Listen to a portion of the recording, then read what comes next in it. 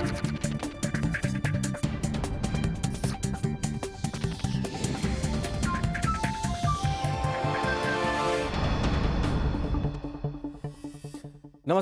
समसामयिक विषयों पर आपके पसंदीदा कार्यक्रम विशेष में आपका स्वागत है। मैं हूं दीपक डोभाल।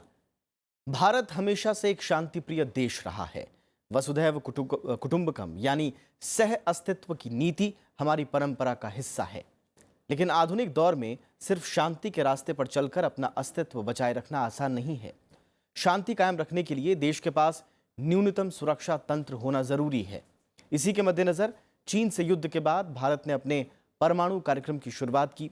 इसके दो हिस्से थे, एक असैन्य जरूरतों के लिए जबकि दूसरा आत्मरक्षा के लिए। भारत की परमाणु नीति का ताना बाना दरअसल उसकी विदेश नीति और घरेलू ऊर्जा जरूरतों के उद्देश्य को पूरा करने के लिए ही है।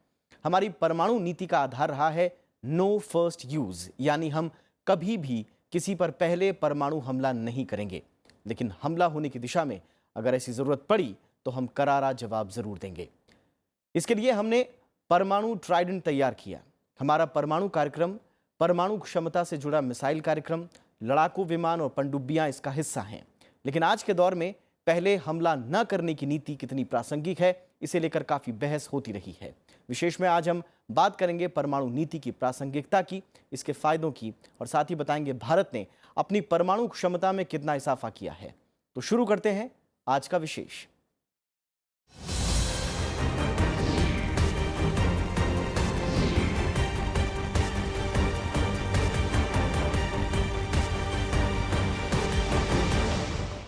तो भारत में परमाणु नीति क्या है, आज के दौर में इसकी कितनी प्रासंगिकता है और क्या इसमें किसी बदलाव की जरूरत है?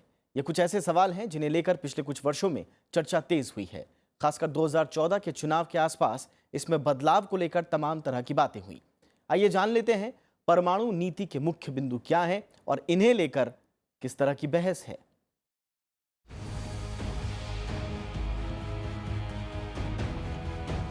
भारत ने 18 मई 1974 को पहला परमाणु विस्फोट किया। हालांकि भारत शुरू से ही कहता रहा है कि उसका परमाणु कार्यक्रम शांतिपूर्ण उद्देश्यों के लिए है। हमने कभी ऐलान नहीं किया कि हमने बम बना लिया है या बम बनाएंगे। लेकिन भारत ने 11 से 13 मई को पोखरण में जब दोबारा परमाणु परीक्षण किए तो दुनिया भर ने माना कि इनका उद्देश्य असैन्य है। हालांकि इसके बावजूद भारत लगातार दावा करता रहा है कि उसका परमाणु कार्यक्रम शांतिपूर्ण उद्देश्यों और आत्मरक्षा के लिए है। भारत कहता है कि वो अपनी तरफ से कभी भी परमाणु हथियार का इस्तेमाल नहीं करेगा और यही हमारी परमाणु नीति का आधार है। काफ़ी पहले से इस बात पर एक भारत की प्रतिबद्धता थी कि परमाणु निरस्त्रीकरण विश्व में होना चाहिए और उसके लिए भारत ने परमाणु नीति को न सिर्फ इस बात से बांधा कि बाकी देश क्या करेंगे, बल्कि इस बात से भी बांधा, इस बात का भी संदर्भ रखा कि भारत के जो अपने नेशनल सिक्योरिटी इंटरेस्ट हैं उससे भी भारत को कहीं झुकना ना पड़े। तो उन दोनों को एक आइडियलिज्म और एक रियलिज्म के बीच में भारत ने अपनी परमाणु नीति को आगे ले जाने की कोशिश करी है। तमाम लोग भारत की नो फर्स्ट यूज या NFU नीति को लेकर सवाल उठाते रहे हैं। 2014 के लोकसभा चुनाव में भारत की परमाणु नीति एक बड़ा मुद्दा बनी। बीजेपी ने अपने घोषणा पत्र में वादा किया कि भारत की परमाणु नीति का विस्तार से अध्ययन कर इसका संशोधन किया जाएगा। तब बीजेपी का कहना था कि परमाणु नीति में मौजूदा समय में हो रहे बदलावों के मुताबिक संशोधन जरूरी है।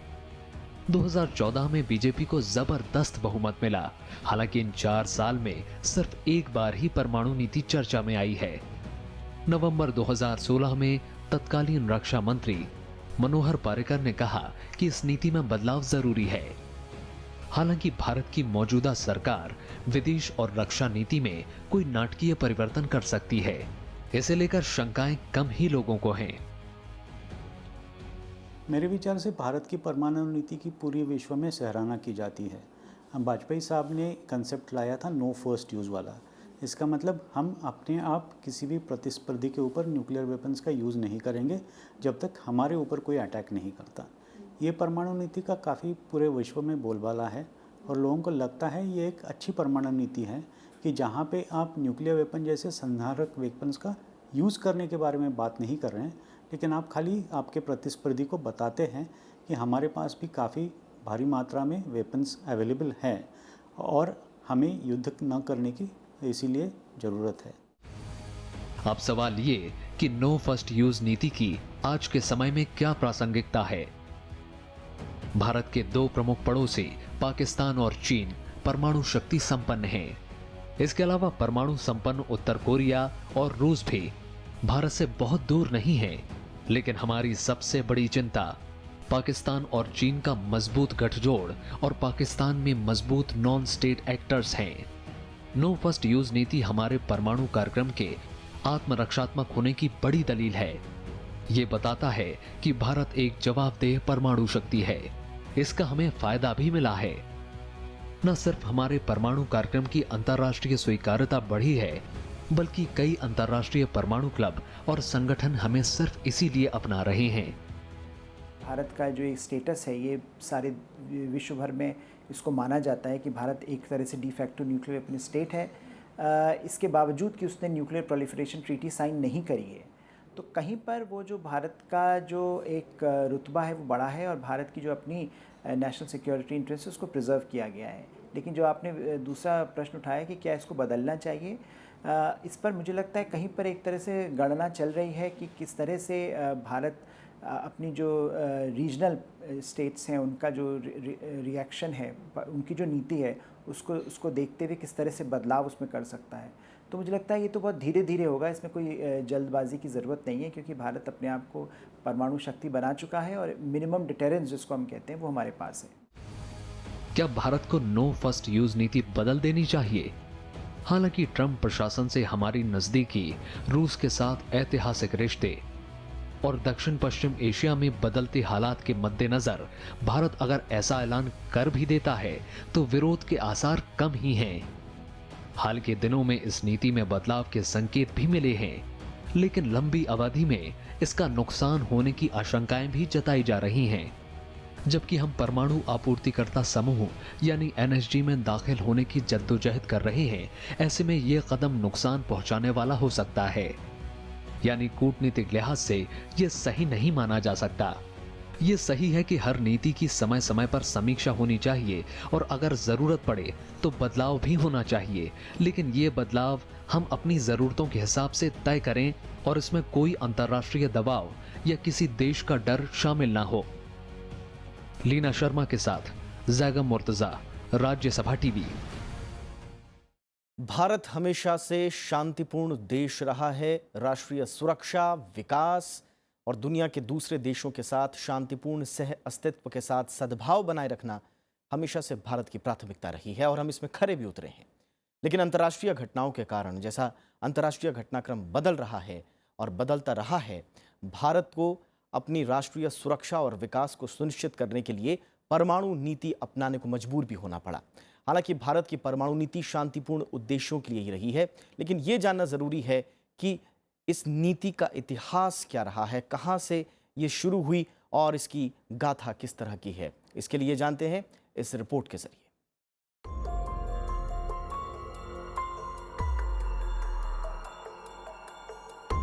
आजादी के बाद से ही भारत ने स्पष्ट कर दिया था कि वो परमाणु बम बनाने की दौड़ में शामिल नहीं होगा, लेकिन अंतर्राष्ट्रीय घटनाएं और राष्ट्रीय सुरक्षा ने भारत को अपना नजरिया बदलने पर मजबूर कर दिया। 20 जनवरी 1957 को अप्सरा स्विमिंग पूल रिएक्टर का उद्घाटन करते हुए तत्कालीन प्रधानमंत्री जवाहरलाल नेहरू ने कहा था कि हम परमाणु ऊर्जा का दुरुपयोग नहीं करेंगे।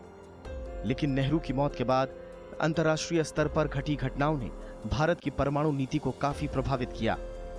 भारत की सुरक्षा को देखते हुए तत्कालीन प्रधानमंत्री लाल बहादुर शास्त्री ने भारत को परमाणु हथियार न बनाने की प्रतिबद्धता से मुक्त कर दिया।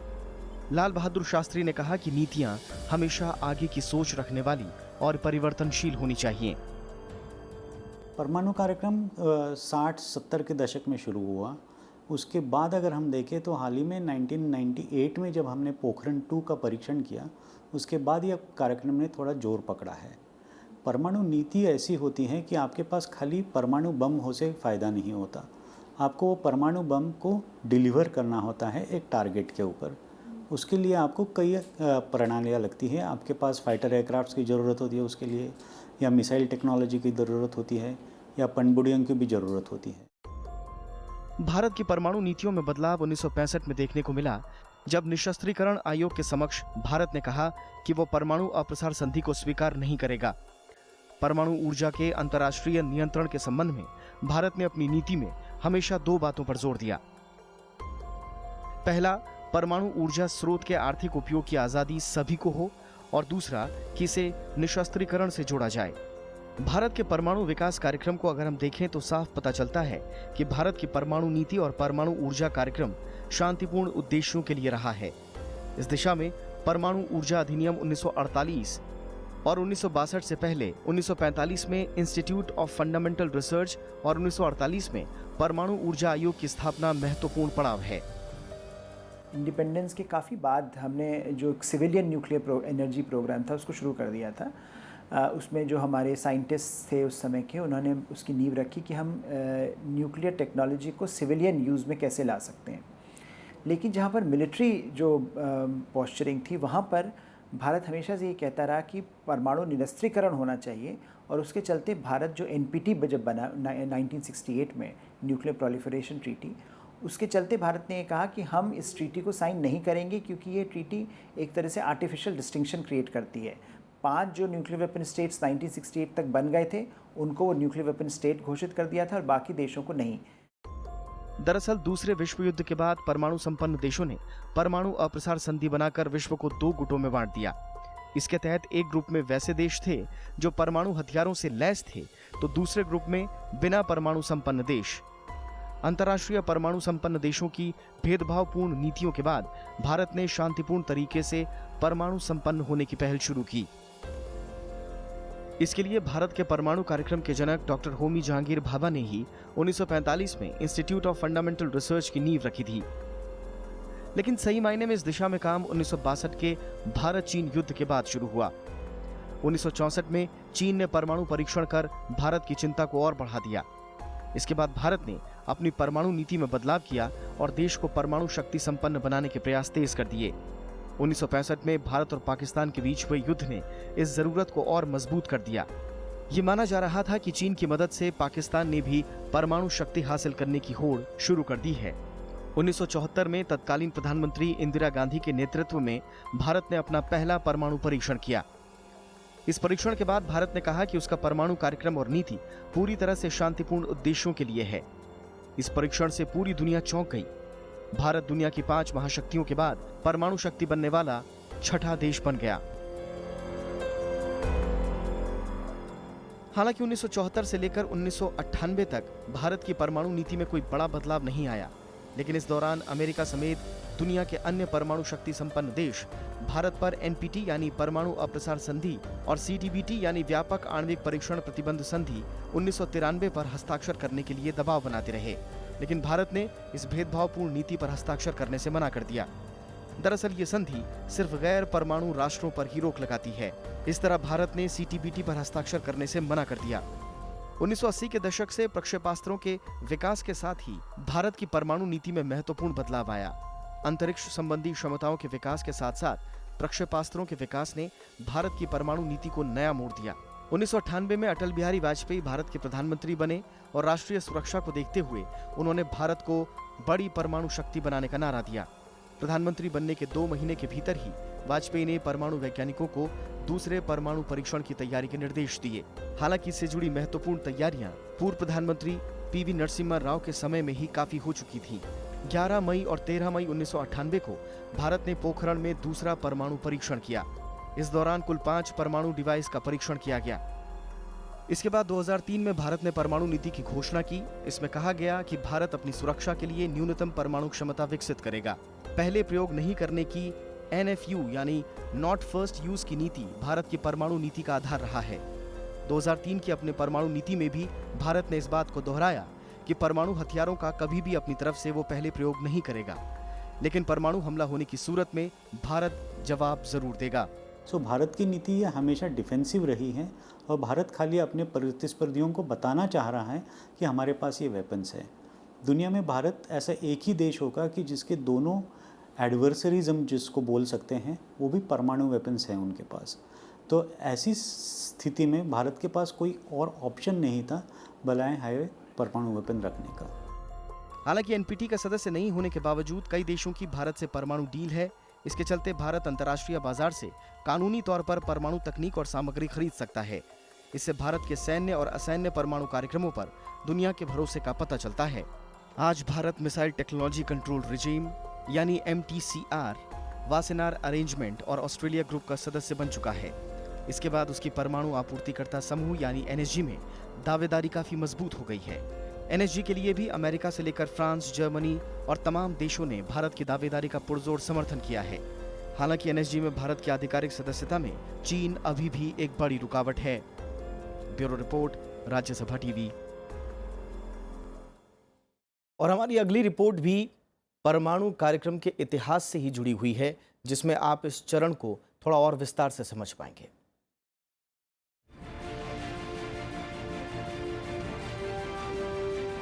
पहले प्रधानमंत्री पंडित जवाहरलाल नेहरू शुरुआत से ही देश में भारी उद्योग, ऊर्जा संस्थानों और वैज्ञानिक विकास के पक्षधर रहे। ऊर्जा जरूरतों को पूरा करने और परमाणु ऊर्जा को शांतिपूर्ण ढंग से इस्तेमाल में लाने के लिए 1948 में परमाणु ऊर्जा कमीशन की स्थापना की गई। इसके साथ ही देश की परमाणु नीति तैयार करने और उसे दिशा देने का काम शुरू हुआ।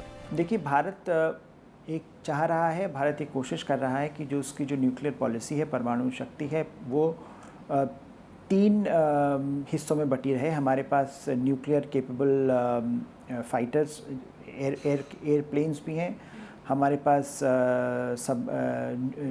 मिसाइल टेक्नोलॉजी भी है, हमारे पास न्यूक्लियर सबमरीन्स भी हैं, और हम ये चाहते हैं कि हमारी जो न्यूक्लियर परमाणु शक्ति है वो कहीं पर मल्टी एसेट ओरिएंटेड रहे। 1954 में परमाणु ऊर्जा विभाग की स्थापना की गई। इसका मकसद भारत की परमाणु नीति को अमली जामा पहनाना था। 1957 में भारत ने मुंबई के नजदीक ट्राम्बे में पहला परमाणु अनुसंधान केंद्र स्थापित किया। 1967 में इसका नाम भाभा परमाणु अनुसंधान केंद्र कर दिया गया। ये देश में नाभिकीय ऊर्जा और उससे जुड़े अन्य विषयों पर अनुसंधान और विकास का प्रमुख राष्ट्रीय संस्थान है। 18 मई 1974 को भारतीय परमाणु आयोग ने पोखरण में पहला भूमिगत परीक्षण किया। ये भारत की परमाणु शक्ति का पहला सार्वजनिक प्रदर्शन था। दुनिया के तमाम ताकतवर मुल्कों की आलोचनाओं को दरकिनार कर तत्कालीन प्रधानमंत्री इंदिरा गांधी ने मजबूती का परिचय दिया। जो परमाणु कार्यक्रम होता है वो एक स्ट्रैटेजिक प्रोग्राम है। वो आर्मी का स्पेसिफिक प्रोग्राम है, एयरफोर्स का स्पेसिफिक प्रोग्राम है, ऐसे नहीं कह सकते। आपके जो तीनों सैनिक दल हैं वो आपका न्यूक्लियर वेपन को डिलीवरी करने का काम करते हैं, लेकिन जो स्ट्रैटेजिक डिसीजन मेकिंग होती है वो बड़े लेवल पे प्राइम मिनिस्टर ऑफिस के लेवल पे होती हैं। तो उसमें मेरे विचार से सैन्य और असैन्य में कोई दुविधा होनी नहीं चाहिए, क्योंकि सैन्य ये खाली इसीलिए किया जाता है कि अगर आपको ज़रूरत पड़े तो आप न्यूक्लियर वेपन सैन्य के मदद से डिलीवर कर सकते हैं। भारत ने 11 और 13 मई 1998 को पोखरण में एक बार फिर परमाणु परीक्षण किए। इसके जरिए देश के थर्मो न्यूक्लियर डिवाइस बनाने के अलावा कई श्रेणी के परमाणु हथियार बनाने की क्षमता हासिल कर ली। फिलहाल हम दावा कर सकते हैं कि हमने नाभिकीय विज्ञान और प्रौद्योगिकी के क्षेत्र में आत्मनिर्भरता हासिल कर ली है। इसमें परमाणु शक्ति के सैन्य और असैन्य इस्तेमाल शामिल हैं। उसके बाद जब चीन ने 1965 में न्यूक्लियर वेपन टेस्ट किया, और उसके बाद जैसे जैसे 1980 में 70 के दशक में पाकिस्तान अपनी न्यूक्लियर कैपेबिलिटी को बढ़ाता रहा, तो कहीं पर भारत को ऐसा लगा कि उसको 1990 के दशक में कि उसको न्यूक्लियर वेपन स्टेट अपने आप को घोषित करना चाहिए। तो मुझे लगता है जो सबसे ख़ास बात भारत की रही है न्यूक्लियर पॉलिसी की, वो ये रही है कि हमने प्रिंसिपल पोजीशन इस बात पर ली कि भारत ये नहीं चाहेगा कि विश्व में किसी भी देश के साथ डिस्क्रिमिनेशन हो न्यूक्लियर पॉलिटिक्स में। तो न्यूक्लियर अपार्थाइड जो भारत ने एक टर्म उस समय बनाया था कि किस तरह से डिवीज़न हो रहा है न्यूक्लियर हैव्स और हैव नॉट्स में, उसको ख़त्म किया जाए, और उसके चलते भारत ने NPT साइन नहीं करी। भारत को काफ़ी क्रिटिसिज्म झेलना पड़ा। मौजूदा समय में भारतीय परमाणु ऊर्जा विभाग के 5 अनुसंधान केंद्र हैं। भाभा परमाणु अनुसंधान केंद्र मुंबई, इंदिरा गांधी परमाणु अनुसंधान केंद्र कलपक्कम, उन्नत तकनीकी केंद्र इंदौर, वेरिएबल एनर्जी साइक्लोट्रॉन केंद्र कोलकाता और परमाणु पदार्थ अन्वेषण और अनुसंधान निदेशालय हैदराबाद। देश में इस समय 21 नाभिकीय ऊर्जा रिएक्टर काम कर रहे हैं। इनके जरिए करीब 7000 मेगावाट बिजली का उत्पादन हो रहा है। इसके अलावा 11 और परमाणु रिएक्टरों पर काम चल रहा है। इनके पूरा होते ही भारत 8000 मेगावाट अतिरिक्त बिजली उत्पादन क्षमता हासिल कर लेगा। लीना शर्मा के साथ जैगम मुर्तजा, राज्यसभा टीवी। और परमाणु कार्यक्रम के साथ साथ ये भी जरूरी है कि जरूरत पड़ने पर परमाणु हथियारों को ले जाने लायक तंत्र भी हो। भारत ने जरूरत को समझते हुए अग्नि और पृथ्वी जैसी कई और दूसरी मिसाइल प्रणालियां विकसित की हैं। देश के पास अब न सिर्फ हवा से हवा, जमीन से हवा, हवा से जमीन और जमीन से जमीन पर मार करने की क्षमता है, बल्कि IRBM और ICBM श्रेणी की मिसाइलें भी हैं जो हमारे विकास को दर्शाती हैं। इनमें से ज्यादातर परमाणु हथियार ले जाने में सक्षम हैं।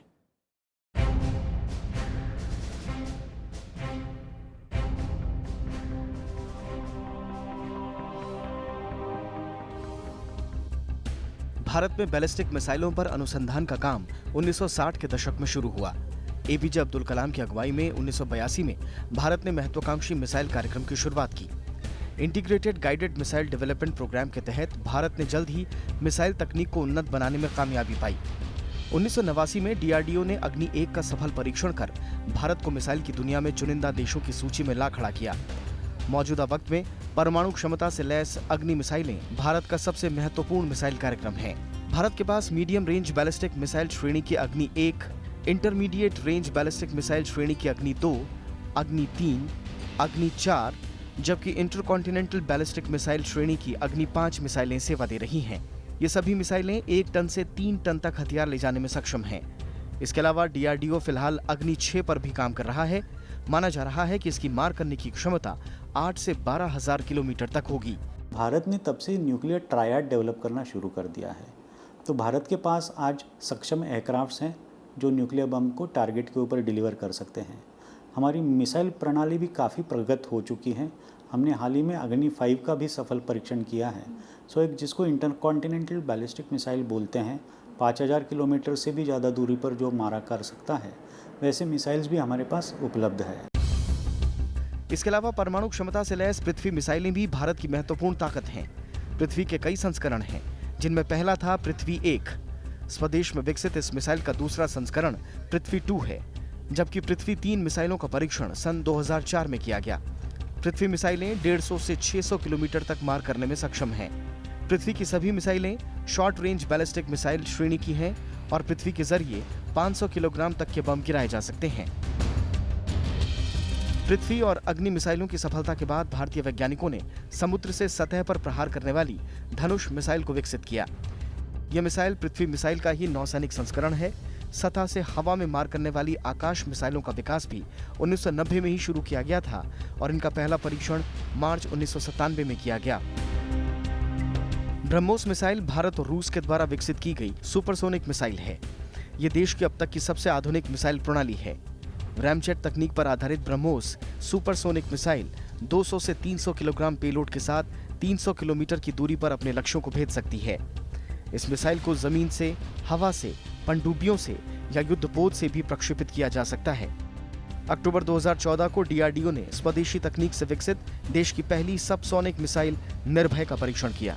भारत की नीति एक मैसेज देने के लिए रही है कि हमारे पास ये वेपन्स हैं, हमारे पास ये मिसाइल डिलीवरी प्लेटफॉर्म्स हैं, तो आपको ये समझना चाहिए कि भारत के साथ अगर आपको युद्ध करना होगा तो भारत भी एक सक्षम देश है जो आपको करारा जवाब दे सकता है। इसके अलावा सतह से हवा में मार करने वाली त्रिशूल मिसाइल, समुद्र से प्रक्षेपित की जा सकने वाली बैलिस्टिक मिसाइल सागरिका का भी विकास किया गया है। इजरायल के सहयोग से बनी बराक 1 और बराक 8 मिसाइलें सतह से हवा में मार करने वाली मिसाइलें हैं।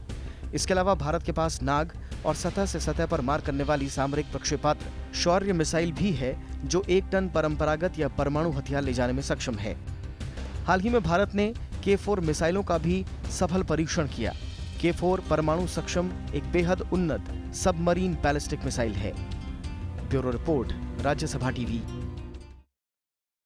तो जमीन और हवा के मामले में हमारी परमाणु सुरक्षा बेहद शक्तिशाली हो चुकी है, लेकिन अब जल सुरक्षा के मामले में भी हम अपनी शक्ति को विस्तार दे रहे हैं। हाल ही में भारत ने अपनी परमाणु पनडुब्बी अरिहंत में न्यूक्लियर मिसाइलों की तैनाती कर इस दिशा में नई उपलब्धि हासिल की है। जाते जाते आपको इसी खास रिपोर्ट के साथ छोड़े जा रहे हैं और आपको याद दिला दें कि हमारा ये कार्यक्रम आप YouTube पर देखना ना भूलें और वहां पर आपकी प्रतिक्रियाओं का, आपके सुझावों का हमें हमेशा इंतजार रहता है। नमस्कार।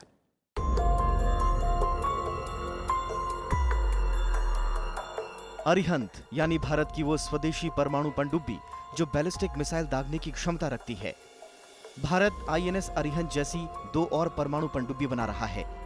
परमाणु हथियारों से लैस INS अरिहंत को नौसेना के बेड़े में शामिल करने के लिए हरी झंडी तो दिखा दी गई थी, लेकिन इस पर घातक मिसाइलों की तैनाती का इंतजार हो रहा था। अरिहंत और उसकी दूसरी सहायक पनडुब्बियां दुश्मन के किसी भी खतरे से निपटने के लिए अब तैयार हैं। हाल ही में अरिहंत को K-15 सागरिका मिसाइल से लैस कर दिया गया है, जो दुश्मन के किसी भी परमाणु हमले का जवाब देने में कामयाब भूमिका निभाएगी। मिसाइल टेक्नोलॉजी भी है, हमारे पास न्यूक्लियर सबमरीन्स भी हैं और हम ये चाहते हैं कि हमारी जो न्यूक्लियर परमाणु शक्ति है वो कहीं किसी एक एसेट पर केंद्रित ना हो, क्योंकि इसमें जो समुद्री जो शक्ति होती है, जो सबमरीन टेक्नोलॉजी होती है, उसको सबसे ज़्यादा सेफ़ माना जाता है कि आपके ऊपर अटैक हो सकता है, लेकिन अगर समुद्र में आपकी पनडुब्बी है, सबमरीन है, तो वहाँ पर आप अगर आपके पास न्यूक्लियर कैपेबिलिटी है तो आप सेकंड स्ट्राइक कैपेबिलिटी आपकी हो सकती है। अरिहंत पनडुब्बी में 12 शॉर्ट रेंज K-15 मिसाइल और 4 लंबी दूरी की K-4 बैलिस्टिक मिसाइल तैनात की जा सकती है, जो पानी के भीतर से भी दागी जा सकती हैं। मध्यम दूरी की मिसाइलें 700 किलोमीटर तक मार कर सकती हैं, जबकि लंबी दूरी की 3500 किलोमीटर तक दुश्मन को तबाह कर सकती हैं। INS अरिहंत के साथ ही भारत अब पानी के अंदर, जमीन और हवा से परमाणु हमले करने में पूरी तरह से सक्षम हो गया है। Bureau report, Rajya Sabha TV.